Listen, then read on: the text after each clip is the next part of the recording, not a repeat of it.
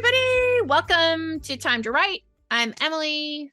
And I'm Amy Kelly. Yes. So I'm going to, since this was a topic I suggested, I'm going to start by kind of telling Amy what the deal is. And she's going to coach me the way she would coach you if you were to come to Accomplished Authors and work with her. Lay it on me. Yes. So lay it on me, my friends. Okay. So I am on, as we've talked about before, I am on TikTok and Instagram. And I had noticed that for myself, I had started basically only doing the lip syncing videos, which I do think are fun, but I was, as one does, scrolling and came across somebody who was talking about like social media tips. And they were like, if your like to follower ratio is radically off, that means people are like, they like what you're making, but they aren't sticking around to actually see what you're producing yourself. So they're not connecting with you or me as someone they would want to follow. Right. So it's great that you're getting like the likes, but it's not converting into followers. And what we're wanting to do is to convert into followers. Right. Because the whole thing is that, I mean, think about this as take off my author hat for a second and put on my reader fan hat. Okay. Yeah. The people that I really want to know when their next book comes out, or where I really want to make sure I see all their content, those are the people I follow. And so making that, so the people where I'm like, oh, ha ha, I don't necessarily follow them. Mm-hmm. And so I did a little more deep diving, and basically the gist of what I was reading is, especially if you're making video content, but also if you're making, more like Instagram posts where your pictures with text or posts. Yeah. The key thing for the follow is you need to be giving value. And that is where the direct address, or however you want to call it, talking to the camera, sharing things, comes into play. Right. And I have found in general that those for me tank. So like they do not do well. And so I started looking a little more and like reading some of Amy's stuff, but other people's stuff. And they were saying the key thing for getting views from people who don't already follow you, if you're talking to the camera, is the hook. Right. Because you only have like 2 seconds. So think about it for yourself. If you were watching and your first second is somebody being like, hi, I'm Emily Roberson and blah, blah, blah, blah, blah, I'm already gone. I know for me, I'm already gone. I'm already off to the races. And so I can understand all of that and yet struggle on my own to be like, what in the world am I talking about? What's a hook? What's a whatever? So I'm presenting this to Amy. Right. Right.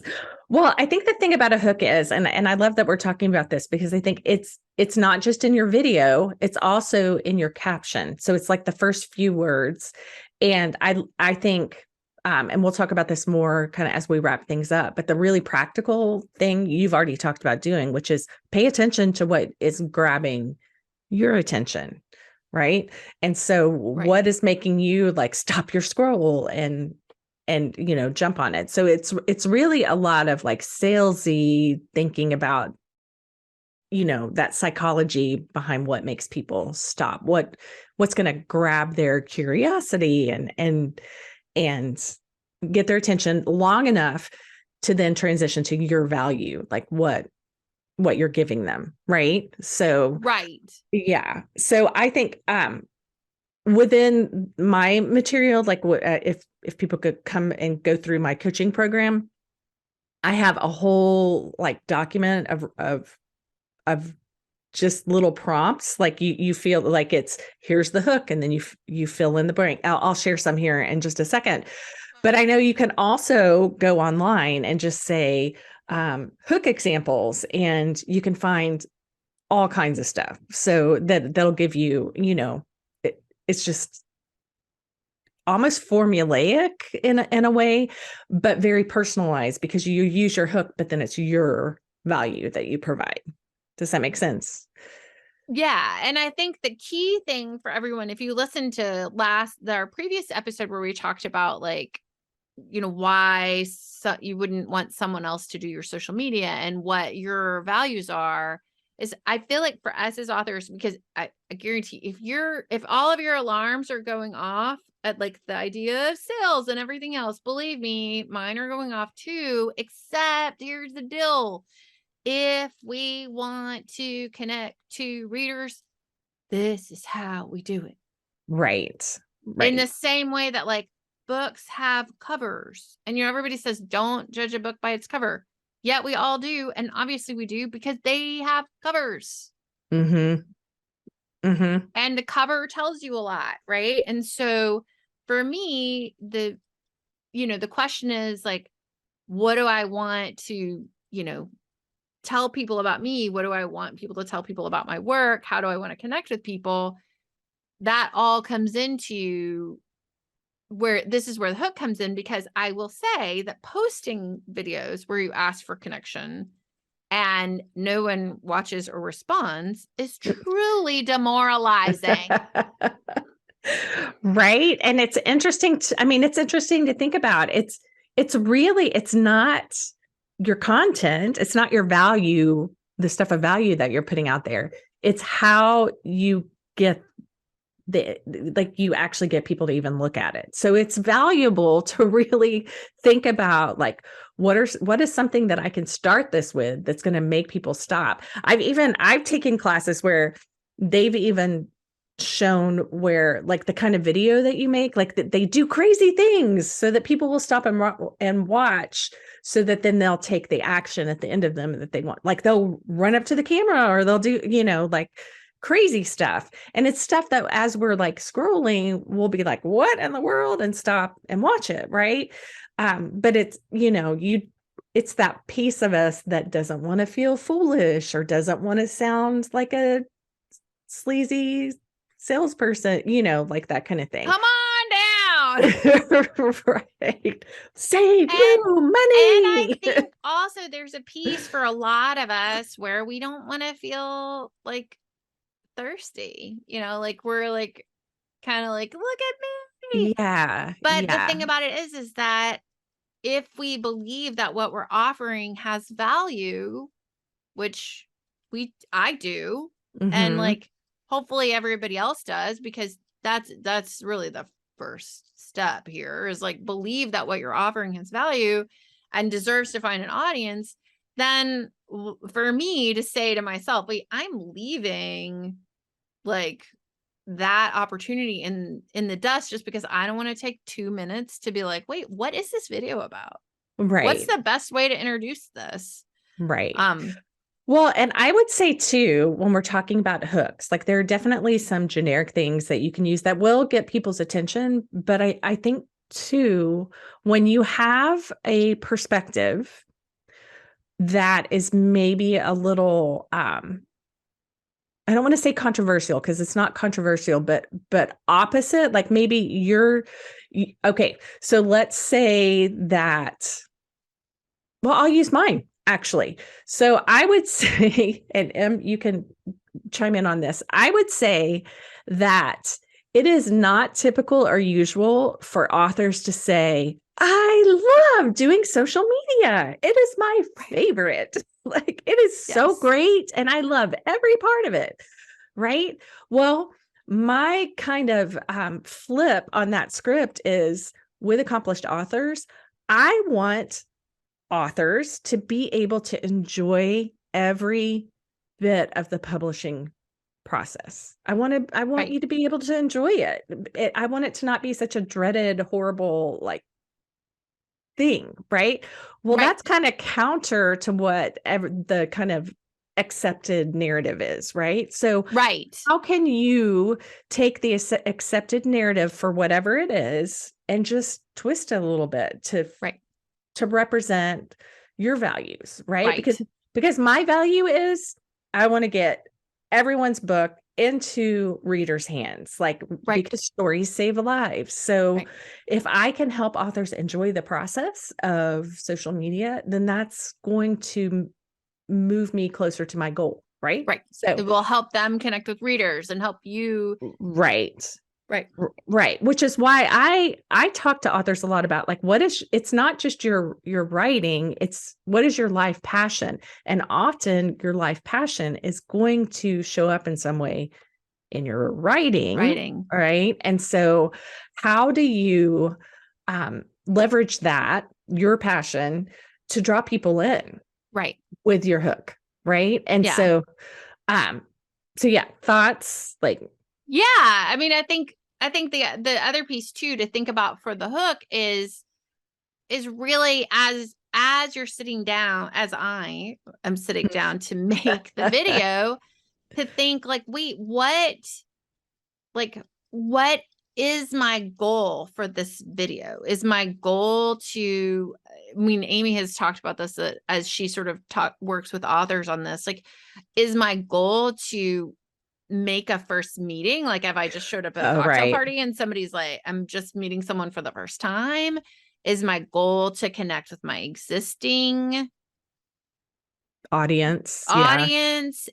I mean, because those things kind of are gonna be different. So what you're talking about is really your reader's journey from being aware of who you are to considering buying your books to deciding to buy your book and read it to being a loyal fan and buying everything that you've ever written and then advocating for you, like telling Right. everybody they know about it. And so within what you're saying, within your social media, you want to hit all those different points. And it doesn't have Right. to be sequential, but you want to you want to be introducing yourself to new people, nurturing the people you already have, and talking about your book, right? Right.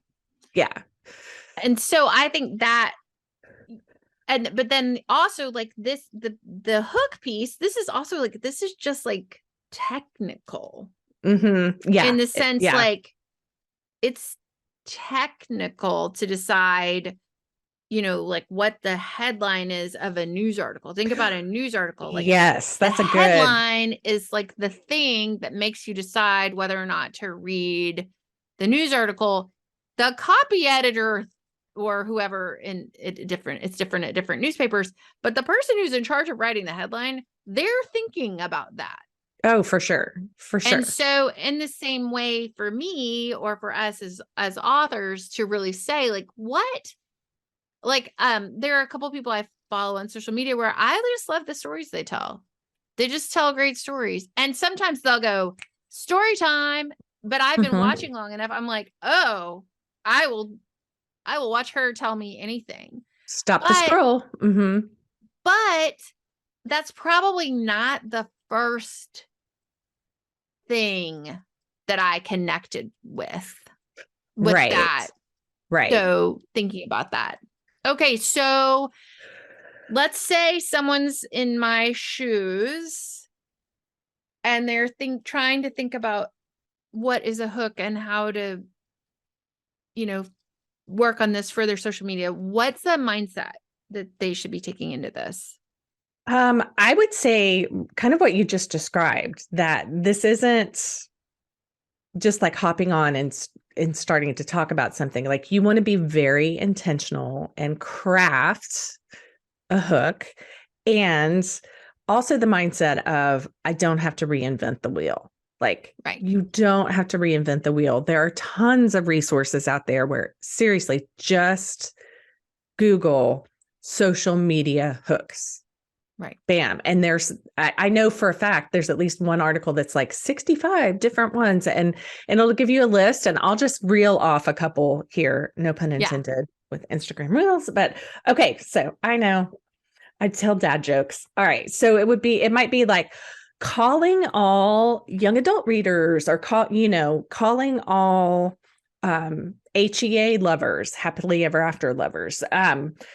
Things like, can I share a secret? Or the craziest thing just happened, or you need to hear this if blah, if you've, because I know you just did a video recently that's like, you were talking about quitting something. And Right. so if you've ever quit something, you need to hear this. So if you've ever blah, blah, blah, you need to hear this. X number of steps to, or X number of things you need to know, tips, hacks, what I wish I had done differently, why I don't, dot, dot, dot. So you guys get the idea, like, or even like struggling with blank, you're going to want to save this, or which is kind of both a hook and a call to action, which we're going to talk about in the next episode. So stay tuned for that. But anyway, just things that make people stop and pay attention, stop their scroll. Right. Like And that's all you need. I know the other big thing about the mindset of this that I want everybody just take a deep breath, just stop for a second, the part of your brain, because I'm sure it's happening in mine. So I'm sure it's happening in yours. That's like, that doesn't even sound like me. That sounds like a blah, blah, blah, blah. No, no, no, no, Oh, no. yeah. This is how we engage with our readers. This Mm-hmm. is it. This is it. We have a tool in the toolbox that nobody has ever had before. And I will tell you what is that from my current historical reading is that the famous authors from long ago, they were doing a version of this. They were just doing it in magazines or when they were interviewed, like trying to bridge the gap between being an unknown author, trying to get in front of your readers and actually going through, like, the example I'm going to give is Hemingway going to the bullfights. Like, articles were submitted and pictures were sent to like the Paris Herald and stuff of them doing that stuff. Oh, who Mm-hmm. sent those articles?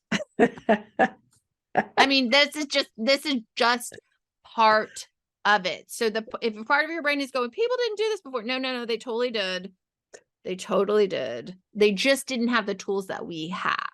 Right. Well, and I think part of this is the mindset shift we've talked about before, from social media being like a personal kind of thing to being a business tool. And when you can make that shift of this is a business tool, therefore this is what I need to do. It's to me, and obviously social media is not as formal as if you're going to like go and give a talk at a library or a school or whatever, but it is similar in the sense that you wouldn't just like walk up to somebody or stand up in front of a group and just start talking. Like you're going to spend some time like, how do I begin this so that I've captured Right. them? We're So that, storytellers. We're yes. storytellers. Like, Yeah. What story are you telling? what story you're telling? So that's the mind step. Okay. Practical. I think we talked about this a little bit. Just you've got to get on social media and just start looking through, but start looking through with okay, thinking about your thinking. Like, where do you stop? What draws your attention? What makes you pause on that video or post or whatever and want to look at more? Like, what are the words? And you can do this too. Here's another one that might be, I don't know if you like sign up to be on people's email lists, but another way to do this is to look at like subject lines on emails, like, and use that as an inspiration. Like what makes you stop and open someone's email? You can't resist opening it. Right. So, yeah.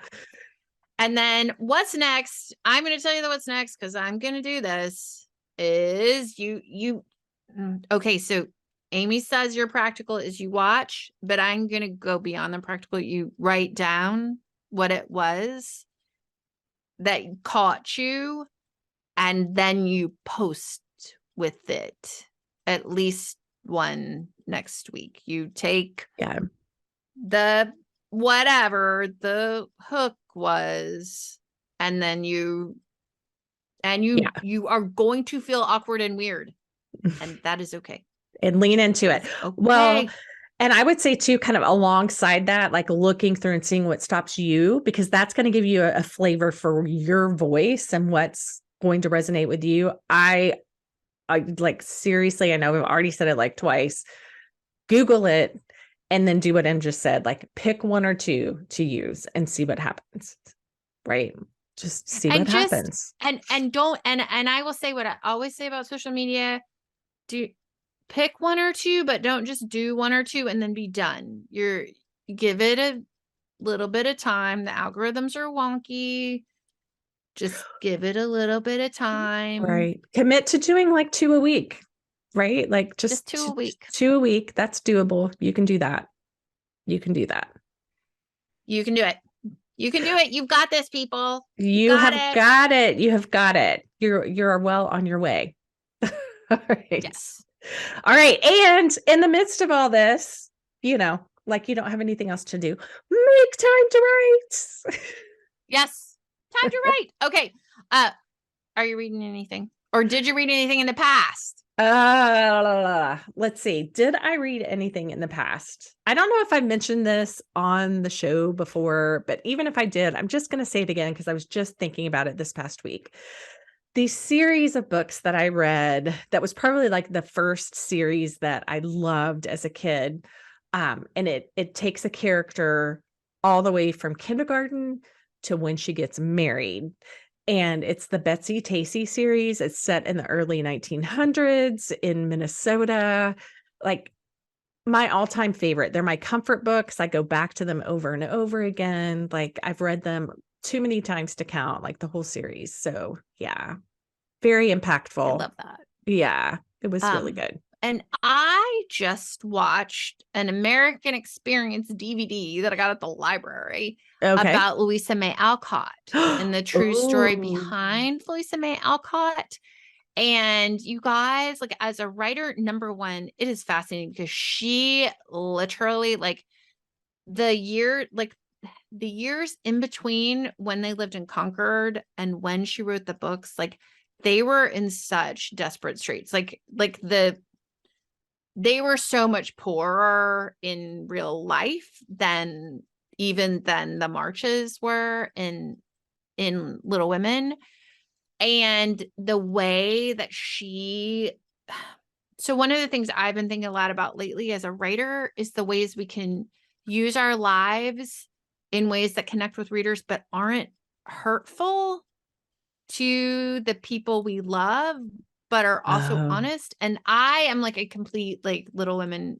Like I love those books, but I loved Little Women, but I also, I loved Little Men. I loved Joe's Boys. I loved all Rose and Bloom, but 8 Cousins. One of the things that I feel like Little Women does so well is that she's honest about their failings and their positives and their negatives, and starting with her, who is basically is a Louisa May, a stand-in for Louisa May Alcott. But the way that so that meant her family could completely embrace the books, and she did actually, though, totally become a workaholic later on, but it was so interesting to see the ways that some of the things from her life were really different from the things in the books, but still, anyway, so I really enjoyed that. And then also the fact that she was so dead set that Joe could not end up with Lori. She was just and she didn't want Joe to get married. She never married. She said she wanted to paddle her own canoe. Right. I remember hearing about that. She was under a ton of pressure to marry Joe off, both from readers and because the book was actually published initially in 2 volumes. And so she was under a ton of pressure, and she was like, fine, I'll marry her off, but I'm not going to marry her to Lori. Want me to marry her to. Yeah. And I totally love that. And also, you guys, she kept her own copyright. Wow. She didn't sell the copyright. That's in the Little Women movie, but it's true. She didn't. She kept the rights. And there's not a book of hers that sold, they were saying in the video, all her books sold 10,000 copies, which was crazy town then, at least 10,000 copies. Anyway, highly recommend the Louisa May Alcott American Experience. Awesome. Yay. Love it. Yay. Love it. Okay. All right, friends. Thanks for hanging out. Check out our Patreon. Yeah. Check out our Patreon. All right. And let me just throw this out. When we say that, let me just tell you, like the same way it's hard for you maybe to think about doing a hook, like Em and I, this is one of our struggles, like saying we are business people, support us, like we would love that. So just know we are modeling the things that we are talking to you about. And it's not always comfortable and easy, but we are going to show up and do the thing. Yep. So all right, do friends, it. do the thing. Okay. All right. Bye. Bye. Thanks so much for being with us today. We love our people and we want to get to know you better. So email us at questions@timetowritepodcast.com to have your questions considered for the show. You can also suggest topics by emailing us there. Also, drop us a review on Apple Podcasts. Not only will it thrill us, seriously, we read everyone. It also helps others find the show. We're driven by sharing stories, and your review helps us do that. Just remember, your stories matter, and we're rooting for you to find time to write. Even if it's only 5 minutes. 5 minutes, you can do it. You can do it.